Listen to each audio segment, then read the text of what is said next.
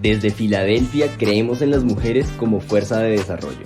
Bienvenida a Voz Colectiva, una sala de redacción que discute la condición y los problemas de ser mujer, inmigrante y latine en el país del norte. Muchas preguntas, respuestas colectivas.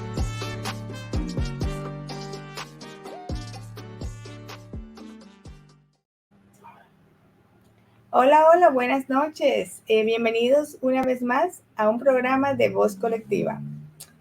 El día de hoy tenemos una invitada muy especial nuevamente aquí con nosotros. Ella es Emma Vila. Bienvenida, Emma. Buenas noches. Buenas noches. Muchas gracias. Emma tiene una maestría en orientación y consejería, cofundadora de Hawks y actualmente trabaja en CCTC.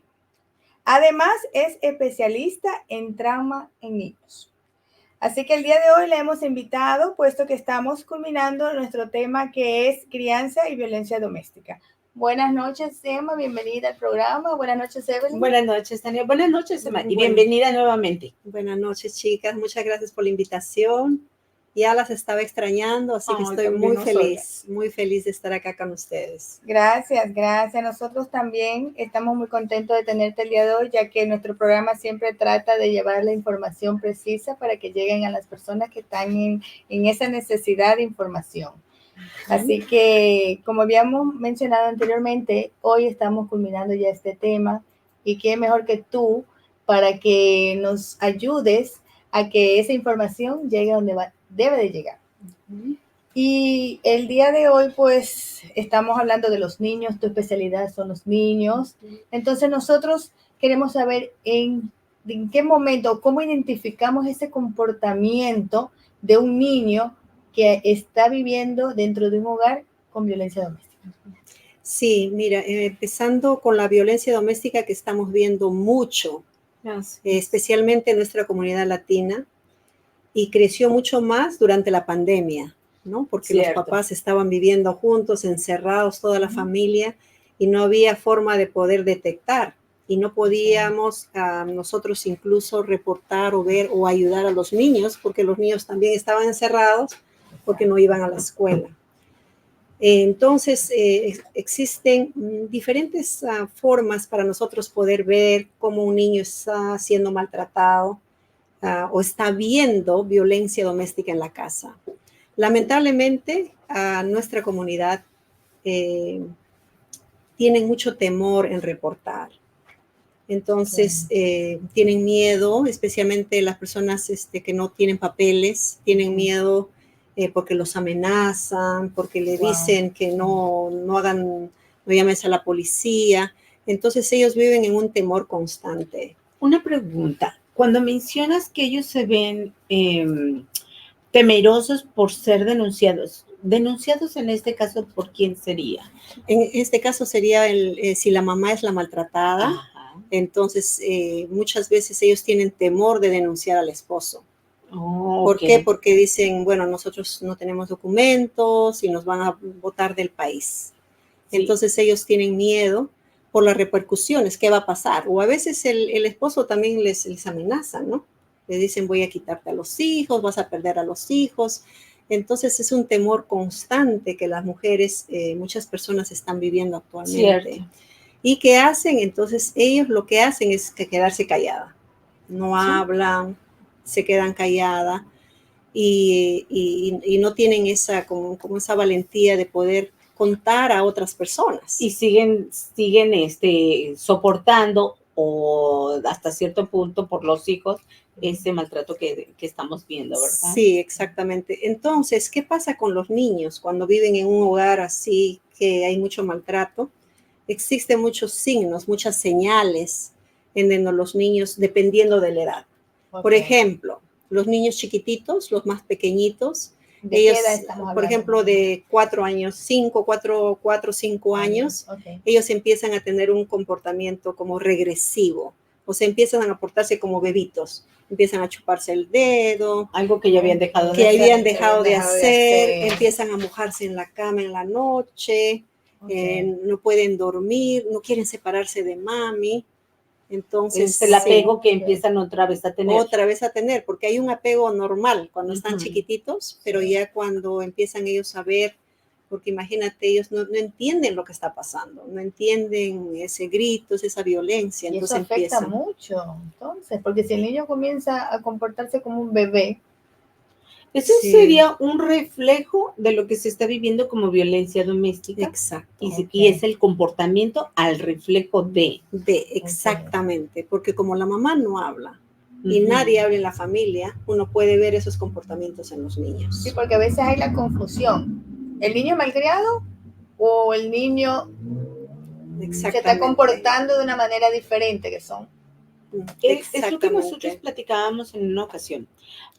¿Cómo podemos diferenciar el niño que está haciendo o está viviendo una situación de violencia doméstica a un niño que tiene comportamientos negativos por el simple hecho de cómo está siendo criado en la casa? Sí. ¿Cómo vamos a diferenciar? Sí, hay algunas señales también, por ejemplo, un niño que tenga 7, 9 años que ya van a la escuela. Y como tú dices, muchas veces uno puede decir, ay, este niño malcriado que no obedece. Simplemente, por ejemplo, una de las señales que un niño está viviendo violencia en la casa es de que hacen ellos, se portan mal al propósito para mandarlos a la casa. ¿Por qué? Porque ellos en su mente están preocupados qué le va a pasar a mami. Mami está sana, mami está segura, de repente la van a matar y qué va a pasar de mí.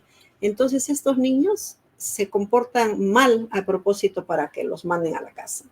Esos son los comportamientos negativos. Exacto. Entonces pues la maestra o las personas de su alrededor pueden decir este niño es un malcriado, ¿verdad? Y que está pegando, golpeando. Claro. O a veces. O sea, llama la atención para que llamen a los padres y la mamá tenga que lo recoger y se lo lleve. Exactamente. Pero muchas veces vemos que los profesores, las maestras en aula, no están preparadas para detectar este tipo de comportamientos. Eso es cierto, ¿no? Es cierto. Últimamente están dando muchos entrenamientos a los maestros en las escuelas porque ellos están más enfocados en la parte educativa, en enseñar. Y psicología que ver mucho. Exacto. Entonces, como ellos no están entrenados, últimamente están dando muchos entrenamientos. ¿Por qué? Para que los maestros en las escuelas tengan una diferente perspectiva de ver. En lugar de juzgar al niño, preguntarse qué le está pasando a este niño. ¿Por qué está actuando de esa manera? ¿No? Sí, muy cierto. Sí, entonces eso está ayudando bastante últimamente en las escuelas. Sí, porque nos de que a muchas maestras también cogen entrenamiento y pueden identificar cuando el niño presenta una condición. Y le dicen a los padres, yo considero que deberías de llevar al niño a una evaluación. Pero en la escuela, pues, es diferente. O sea, los maestros se enfocan en dar las clases. Sí, en lo académico. En lo académico. Sí, también tenemos que considerar de que en una clase hay muchísimos niños. O sea, no es una aula de 5 o 10, son más de 20. Más de 20. Entonces, hay niños que, por ejemplo, así como se portan mal, a veces se enferman, dice que me duele el estómago, ya no puedo más, empiezan a llorar. ¿Por qué? También para ir a casa. Ese es otro de los comportamientos. ¿No? Que están llamando la atención. ¿Cuántos comportamientos aproximadamente podemos llegar a notar? ¿O cuántos son? A lo mejor nosotros decimos el comportamiento agresivo, el comportamiento de irse a casa por el simple hecho de que se siente enfermo. ¿Cuántos podemos ver o notar? Sí, la forma más simple de darnos cuenta que algo está andando mal es cuando un niño de repente empieza a cambiar. Por ejemplo, el niño estaba yendo bien en la escuela, está haciendo sus tareas, respondiendo, baja la nota, o a veces no quiere interactuar, no quiere comer, se sienta o se empieza a comer las uñitas. Entonces son comportamientos que dicen, wow, antes el niño no hacía esto, pero sin embargo últimamente está empezando a hacer esto, algo está pasando. Exacto. ¿Y ahí cómo actúan los maestros? O sea, ¿deben de comunicar a quién? Sí, hay algunos maestros que prestan atención a esas señales. Muchísimos maestros. Entonces lo que hacen ellos es mandar el referido a la consejera. En cada escuela existen consejeros escolares donde ellos le mandan el referido. Ahora, también dentro de las escuelas existen programas de salud mental, como el que tenemos ahora actualmente en CCTC, que estamos situados en diferentes escuelas públicas. Entonces, las consejeras es que mandan a estos niños al programa de nosotros. Entonces, nosotros, dentro de la escuela, le hacemos una evaluación para ver qué es lo que está pasando con el niño. Ahí son referidos los niños con ese tipo de conductas. Y nosotros, en lugar de que la mamá lo lleve a terapia fuera de la escuela, porque muchos padres no tienen tiempo, trabajan demasiado, los servicios lo hacemos dentro de la escuela. Esa es una ayuda sorprendente. Sí, porque a veces uno o es el trabajo o llevo al niño al doctor o al terapista, o entonces hay que cortar horas de trabajo, entonces pues obviamente no se puede siempre. O en el caso de que esté sufriendo violencia, a lo mejor el papá o la mamá no permita que vayan a ese tipo de lugares. Exactamente. También. Y otra ventaja es de que, por ejemplo, una situación de violencia, la mamá, uno habla con la mamá, todo está bien, dicen, ¿no? O sea, tratan de aparentar, está todo bien, no hay problemas, mi esposo, no hay ningún problema en la relación. Y sin embargo, cuando empezamos a hablar con el niño, los niños hablan. Claro. Ahora, los niños no hablan así como nosotros, ¿no? Que dicen, ay, mira, me pasó esto. No, ellos hablan a través de diferentes cosas, como el juego, jugando o dibujando. Ahí uno puede inmediatamente decir, ok, acá está pasando algo en el hogar. O eso serían las conductas inusuales de los niños que sufren violencia doméstica. Sí, exactamente. ¿Qué otra cosa así inusual podemos mencionar? Sí, por ejemplo, en adolescentes, ya hablamos de los chiquititos, de los medianos y ahora de los adolescentes. Empiezan después de los 12, 13, por ahí. Sí, a partir de los 13, 12, 13, ya estamos hablando de high school, como decimos. Claro, pubertad, high school, entonces vemos un aumento de agresividad a esos niños, o también empiezan ellos a fumar, como a experimentar droga, o experimentar fumar, y...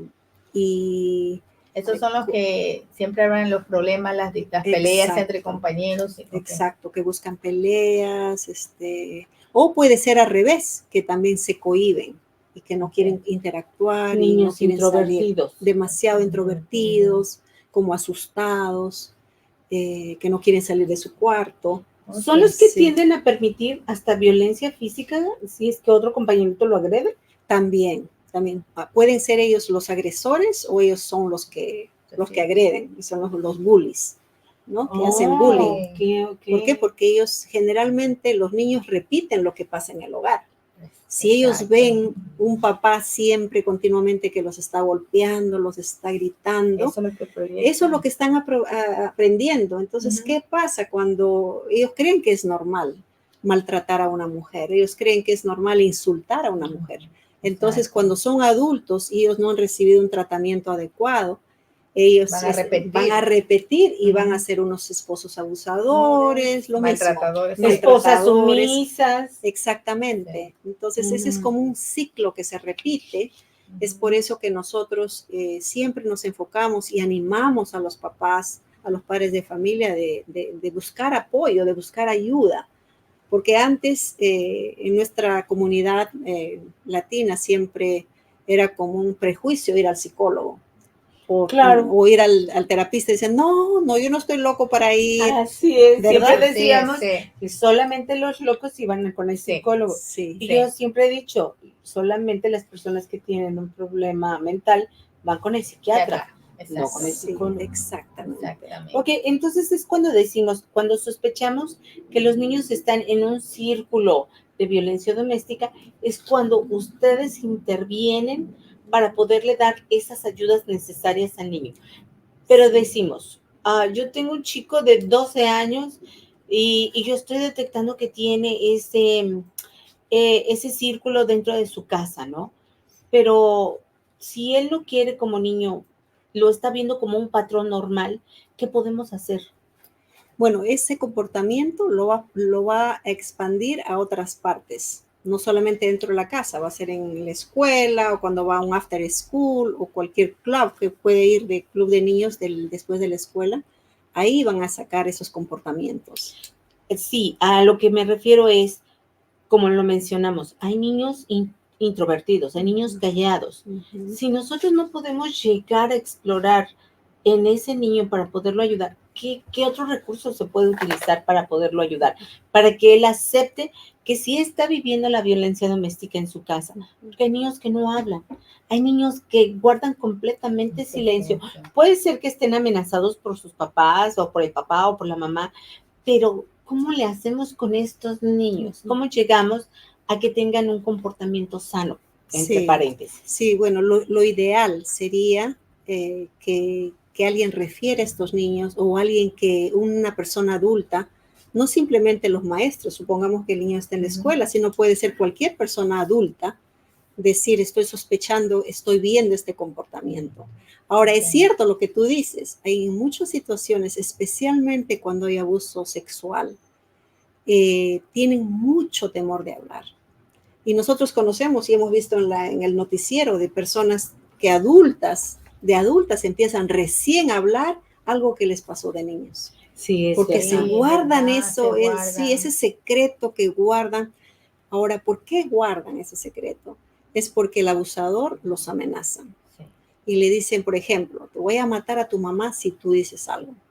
Entonces, esos niños adoran a su mamá. Exacto. Entonces no quiere y cree, va a decir, ¿sabes qué? Yo no quiero que le pase nada a mi mami, entonces me aguanto, me callo y no digo nada. Ahora, Emma, cuando los niños son referidos donde ustedes, o sea, ustedes están en la escuela, como lo dijiste, sí. ¿Ustedes evalúan a los niños con el permiso de los padres o los padres se informan después de la evaluación? No, todo servicio para niños tenemos que pedir permiso, de consentimiento. No podemos hacer nada sin que los padres nos den permiso. Y si los padres no dieran el permiso porque simplemente no quieren que salga esa información de su casa porque les da pena o porque les da miedo, como lo mencionaba anteriormente. ¿Qué se hace ahí? Sí, ¿qué se hace? Sí, ese dependiendo de la severidad. Por ejemplo, nosotros vemos un niño que viene con moretones, ¿verdad? Bien, entonces tenemos que reportar. O sea, reportamos a DHS, a las autoridades, para que ellos investiguen el caso. Ahora vienen ellos y hacen una evaluación y dicen, bueno, el niño necesita ir, por ejemplo, al hospital y la mamá o los papás no quieren. Entonces, ahí hay una ley que la escuela usa para mandarlos a la fuerza. O sea, ellos obligados tienen que ir. ¿Por qué? Porque es un niño menor de edad. Ahora, dependiendo de la severidad también, ahí es donde creo que me preguntaste si lo pueden remover. Exacto. Si es una situación, por ejemplo, de abuso sexual o abuso violento fuerte. Y ahí hay situaciones extremas donde que ponga en peligro la vida del niño. Que ponga el peligro, sí. En ese momento se reporta a las autoridades sí. y ellos hacen la evaluación, ¿no? Porque también me he dado cuenta de que muchos padres tienen miedo a llamar a DHS.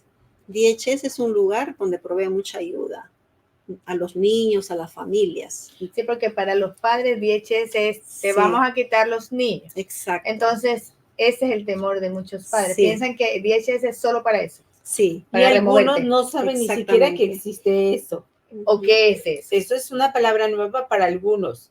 Y para los que están escuchando y nos están viendo, podríamos tocar un poquito más el tema de esto para que sepan los padres qué es y qué función tiene. Sí. Bueno, ese es un departamento de humanidad para ayuda a las familias, en donde la función es eso, proteger a las familias, especialmente a los niños. Perfecto. Entonces, es cierto, la función es de ellos investigar y proveer servicios, todo tipo de servicio. En este caso, si los niños llegan a ser agredidos físicamente, ¿este es el lugar que interviene? Exactamente. Si, por ejemplo, nosotros, por ejemplo, yo voy a la escuela y veo a un niño y le pregunto, ¿qué te pasó que viene con un chinchón? Y le pregunto, ¿qué te pasó? Y me dicen, no, mi papá me dio un codazo. Entonces, todos los adultos tenemos que reportar el caso. O sea, por ley tenemos que reportar. Claro. Entonces, llamamos ese número para que ellos puedan venir e investigar. O sea, nosotros lo único que hacemos, referimos, ellos vienen, investigan, van a la casa, chequean. Entonces, de acuerdo a eso, ellos hacen un plan de tratamiento. Cierto. Sí.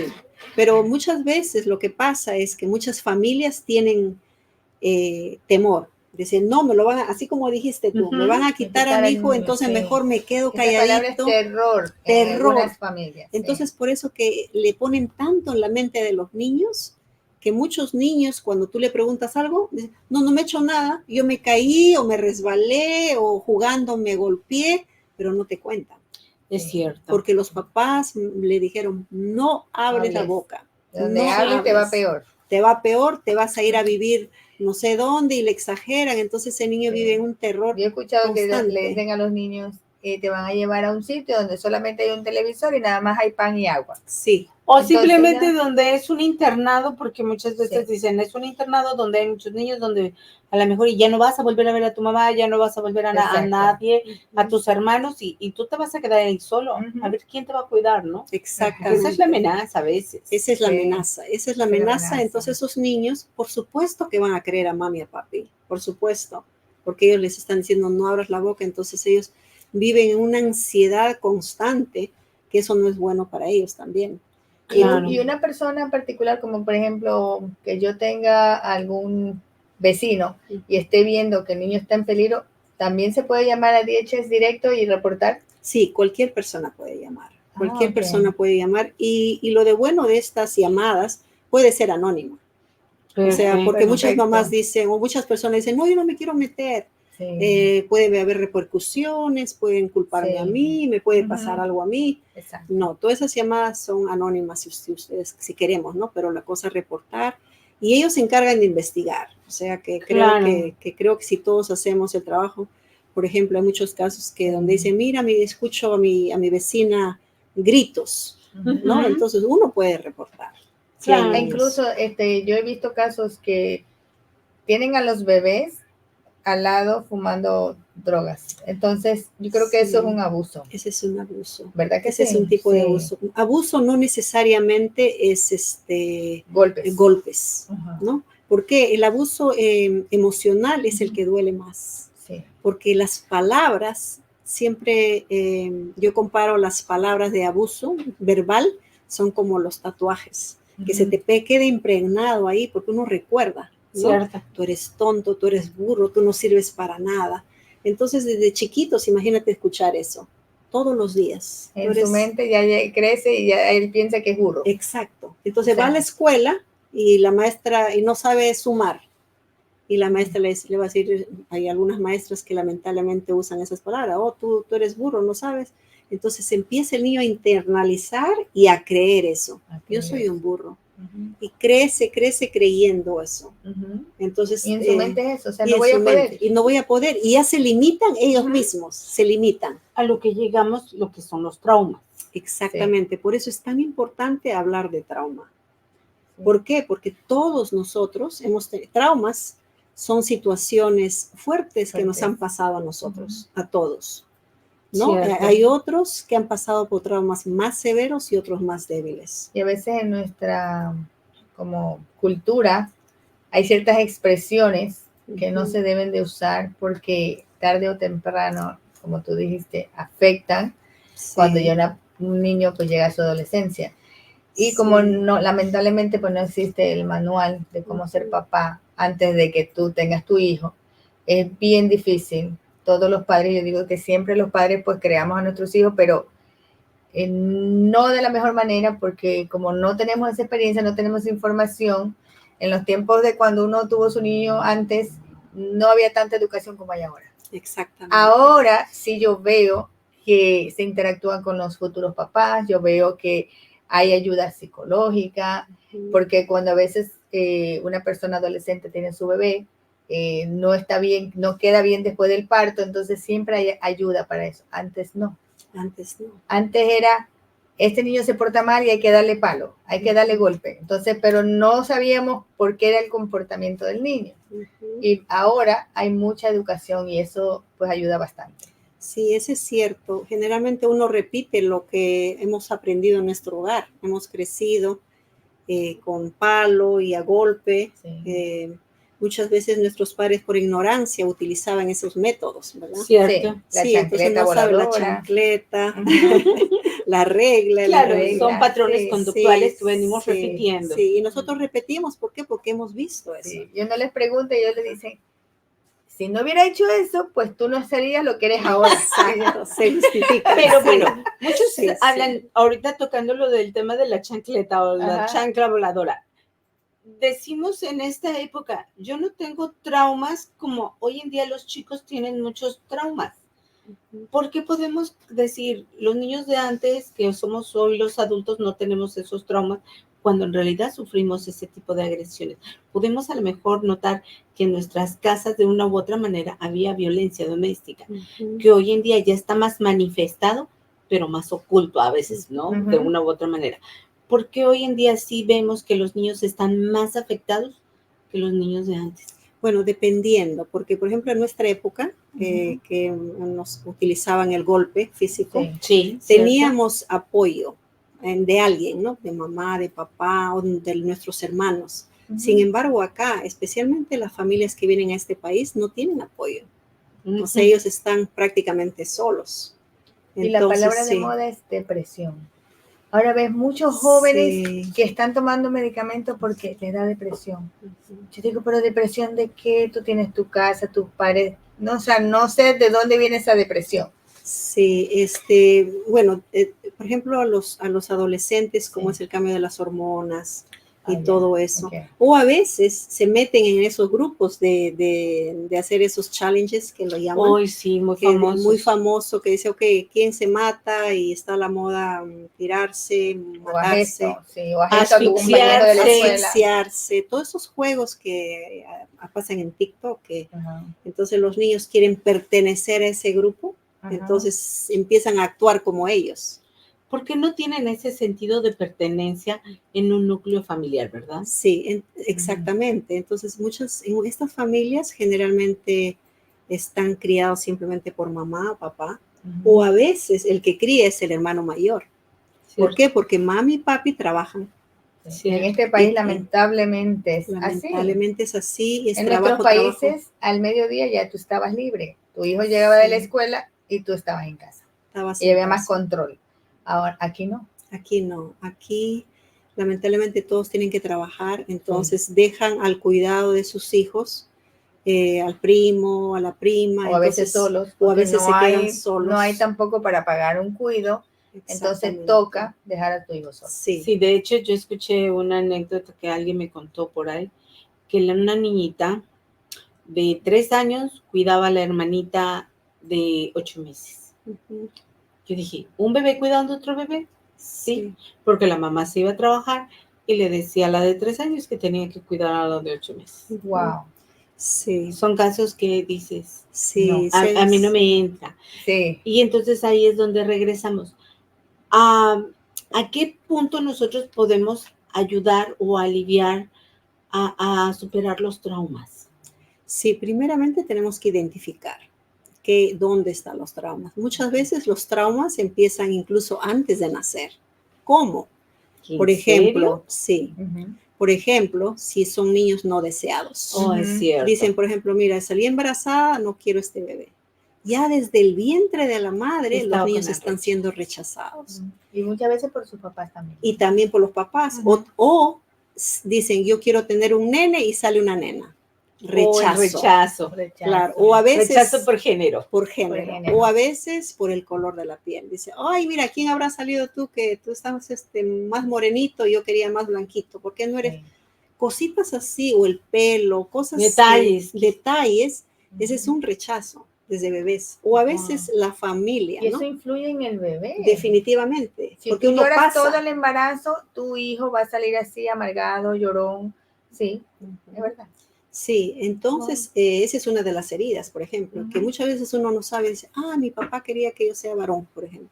Ese es un rechazo que uno tiene ya desde el vientre. Bueno, y esa que está desde el vientre, ¿cómo se supera?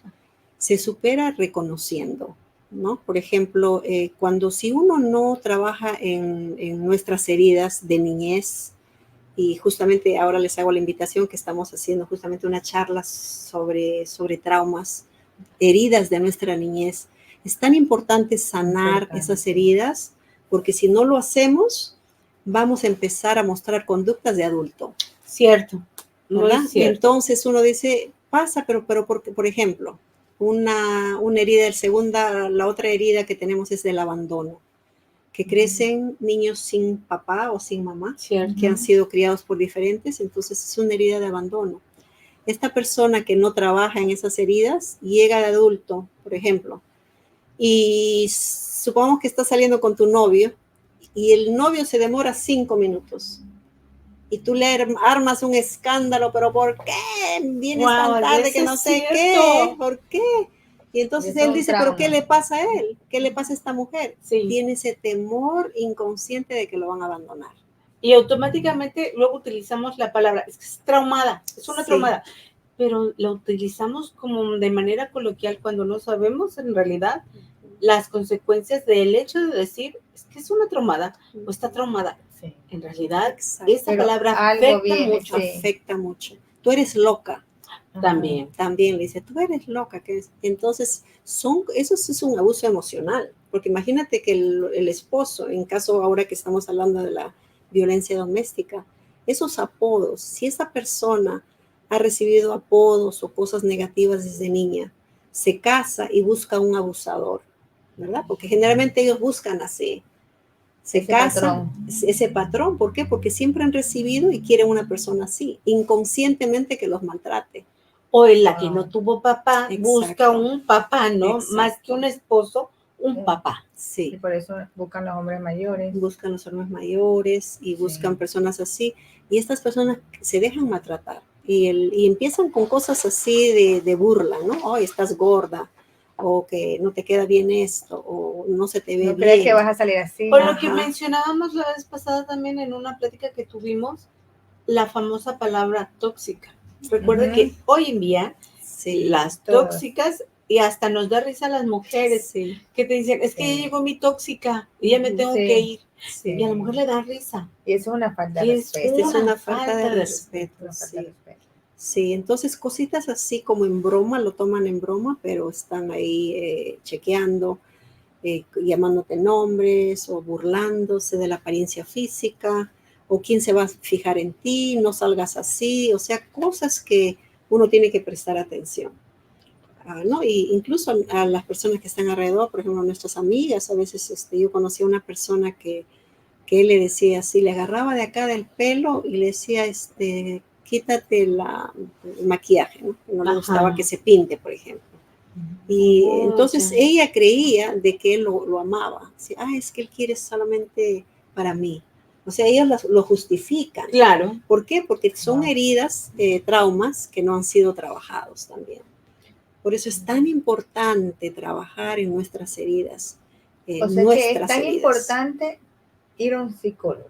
Sí, es tan importante. Creo que todos tenemos un problemita por ahí. Todos tenemos, ¿no? Sí. Una necesidad de sacar y de aliviar. Exactamente, de aliviar. Sí, bueno. Y en este caso, por ejemplo, hablamos de los novios, de las parejas, que existen ese tipo de conductas agresivas, pero ¿existirán las separaciones sanas cuando hay violencia doméstica? Dependiendo. Si buscan ayuda, por ejemplo, lo primero en una situación de violencia doméstica es reconocer. Muchas mujeres, la mayoría de las mujeres justifican. Dicen, no, ya va a cambiar, me ha prometido. Cuando decimos justificar, estamos hablando solo de la persona que recibe la agresión. Correcto. Okay. Sí, entonces... Porque el agresor no creo que reconozca. No, el agresor siempre busca culpar. Okay. Es por tu culpa. Yo te pegué porque tú no cocinaste, por ejemplo. O yo hice eso porque tú. Entonces ella recibe la culpa y entonces ella lo justifica. Sí, porque me quedé dormida o porque tuve que cocinar y no le planché la ropa a tiempo. Fue culpa mía, entonces yo soy la culpable.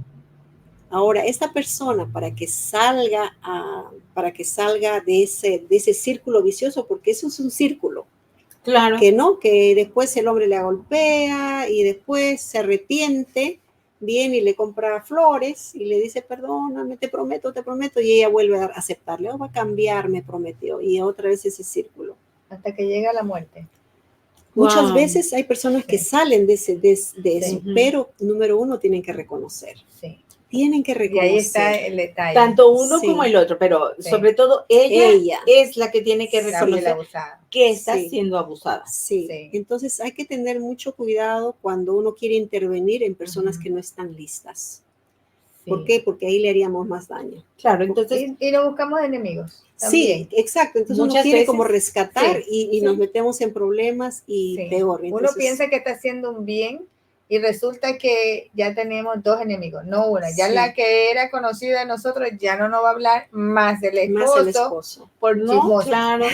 ¿Cuándo entonces podemos empezar con los niños a promover costumbres sanas para evitar que se llegue a la violencia doméstica y a una mala crianza? Sí, primero sería muy recomendable que los papás, las mamás, que saben que están viviendo en un ambiente así, y yo sé que esas mamás no quieren lo mismo para sus hijos, porque ninguna madre quiere lo peor para sus hijos. Todos queremos lo mejor. Y si una mamá está viviendo esa situación, empezar a siempre decirle al niño, ¿no? Puedes hablar conmigo, cómo te sientes, o sea, ayudarle que el niño se exprese cómo se siente, ¿no? Y si no sabe cómo expresarse, uno ponerse en el lugar del niño. Decirle, ay, por ejemplo, ¿no? Te debes asustar cuando papi viene y me levanta la voz. O tu corazoncito estará palpitando cuando papá empieza a tomar el alcohol. Porque ejemplo, de ahí viene, ese es el punto de arranque para comenzar con la violencia doméstica, cuando tu cuerpo está con alcohol. Yo recuerdo, alguien me contó que decía que estaban todos en la recámara con su mamá ahí viendo la tele y hasta la mascota. Y cuando escuchaban que el papá llegaba todo tomado, alcoholizado, hasta la mascota salía corriendo del cuarto y se escondía. Wow. Fíjate, hasta dónde llegaba a influir esa mala conducta que hasta la mascota tenía miedo. Yo dije, es tan fuerte que hasta los propios animales perciben cuando algo está mal. Sí, eso es cierto, eso se ve mucho. O también se puede pasar al revés. Cuando el papá, cuando toma, se pone buenito. Entonces, compra a los niños todo lo que ellos quieren. Entonces, ¿qué le está enseñando al niño cuando crezca? Es de que, ok, yo quiero ser feliz, entonces voy a tomar. También es al revés, claro. Cierto. Confundir el comportamiento. Sí, es verdad. Los confunden, sí.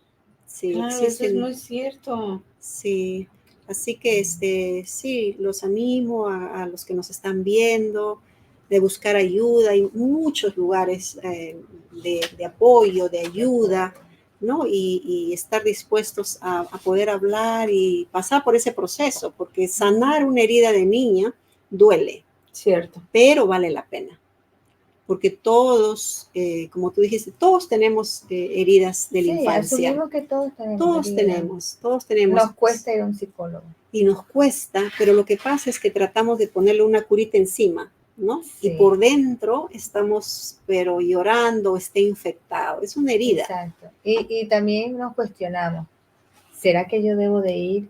¿Será que mejor no? Y va y si me conoce el psicólogo o conoce alguna conocida mía. Entonces como que no. Y ¿verdad? Es muy raro el que te pida ir al psicólogo también. Sería así como que un caso como de ya mucha necesidad que en realidad la persona pidiera ir al psicólogo. Y si eso lo hace una persona adulta, pues qué mejor que pudiéramos hacerlo con un niño, ¿no? Sí, y qué mejor con los niños. Entonces, cuando uno como madre dice, ¿sabes qué? Yo voy a empezar a hablar, a trabajar de esta situación, que yo fui, por ejemplo, maltratada y yo no quiero que mis hijos pasen eso, los niños van a ver.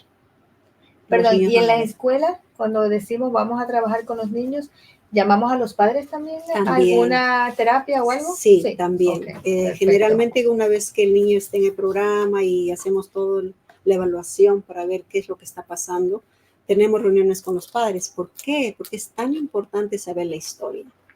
¿Qué le pasó a este niño? ¿Cómo aprendió? ¿Dónde se originó?